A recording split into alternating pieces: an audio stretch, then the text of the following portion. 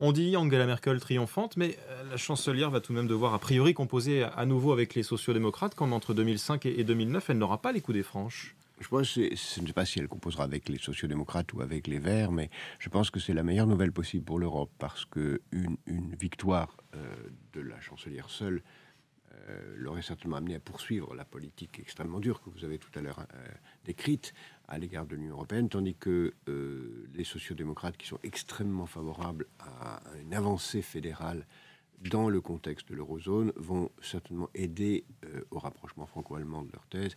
Je crois que c'est une nouvelle très très très très positive.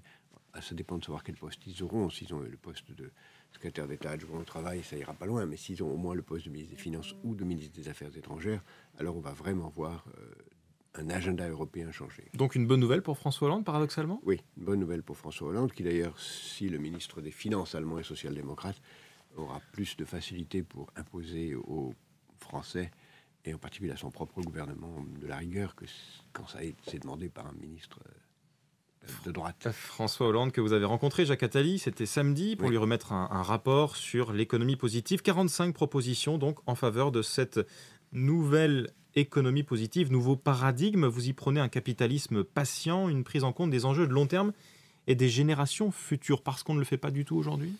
C'est presque une banalité maintenant de dire que le fait que le court terme est devenu une sorte de tyrannie générale, tant dans nos vies privées, où on le voit avec le développement des CDD à la place des CDI, avec la précarité de toutes les relations humaines, beaucoup de choses sont frustrantes et vont pas bien. Et dans l'économie, la principale cause de la crise de 2008, c'est certainement cela, c'est-à-dire le fait que l'économie est totalement orientée vers le court terme, tant dans le problème lui-même, qui a été posé par le caractère de court terme de la finance, qui cherchait à avoir des profits sans véritable finalité constructive, que dans la solution qui a été, ou la fausse solution qui a été adoptée à la crise, qui est de retarder le problème sur le long terme en remplaçant les dettes privées par des dettes publiques.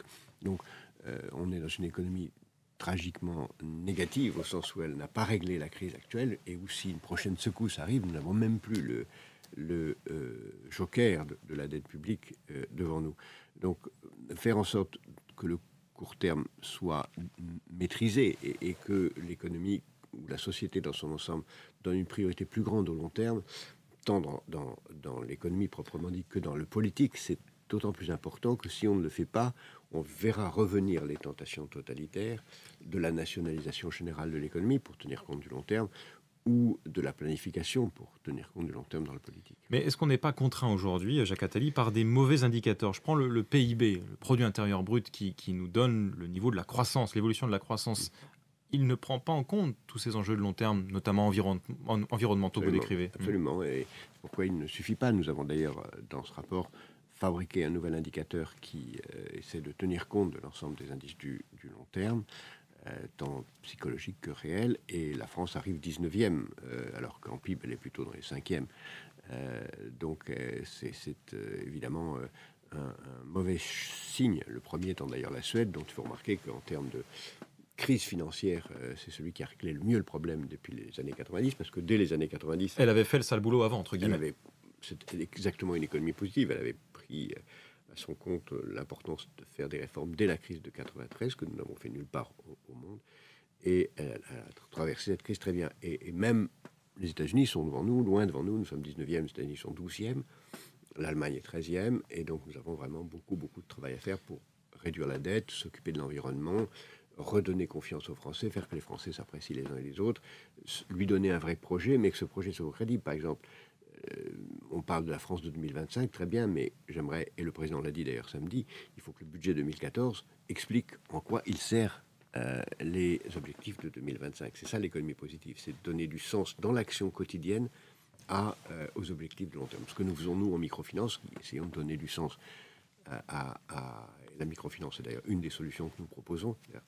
Avoir une finance... micro-aides, des micro-prêts pour favoriser l'activité de ceux qui n'ont pas forcément les moyens d'aller voir une banque. Voilà, c'est pour aider les gens à créer des entreprises, même dans un pays où les banques sont très présentes comme en France, c'est aider les gens à donner du sens à la finance pour qu'elle soit véritablement un moyen de de créer des emplois. Aujourd'hui, Et bien d'autres réformes que nous proposons. Aujourd'hui, ce que dit le gouvernement, ce que dit François Hollande, ne comporte pas de vision qui aille dans le sens d'une économie plus positive, justement. Oui, je vous l'ai dit. On reste dans le court terme, 2014, les hausses d'impôts, la pause fiscale. Le fait de parler de 2025, ça va dans la bonne direction.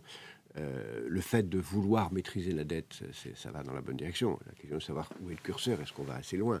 Nous proposons des réformes beaucoup plus radicales sur intégrer dans les objectifs de l'entreprise, dans le statut même de l'entreprise, la prise en compte du long terme, créer des agences de notation spécifiques pour noter la prise en compte du long terme, remplacer le Conseil économique et social par une chambre qui conduirait le Parlement à prendre des décisions en fonction du long terme et non pas du court terme, comme c'est le cas trop souvent. Donc vraiment créer des mécanismes de décision qui changent ça, et à l'échelle internationale, créer des fonds d'investissement à long terme, toute une série de réformes profondes. Alors, sur le gouvernement actuel, oui, disons que le fait de s'occuper de l'environnement, ça va dans le bon sens. Le fait de vouloir réduire la dette publique, ça va dans le bon sens.